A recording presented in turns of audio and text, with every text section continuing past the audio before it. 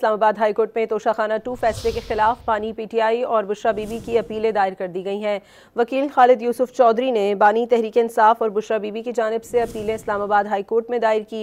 Islamabad high court ने बुशरा बीबी और बानी पीटीआई की अपीलों पर डायरी नंबर भी लगा दिया। इस्लामाबाद हाईकोर्ट में तोशाखाना 2 फैसले के खिलाफ बानी पीटीआई और बुशरा बीबी की अपीलें दायर कर दी गई हैं। वकील खालिद यूसुफ चौधरी ने बानी तहरीक इंसाफ और बुशरा बीबी की जानिब से अपीलें इस्लामाबाद हाईकोर्ट में दायर की।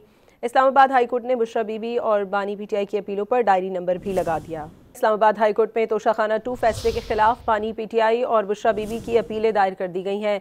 वकील खालिद यूसुफ चौधरी ने बानी तहरीक इंसाफ और बुशरा बीबी की जानिब से अपीलें इस्लामाबाद हाईकोर्ट में दायर की।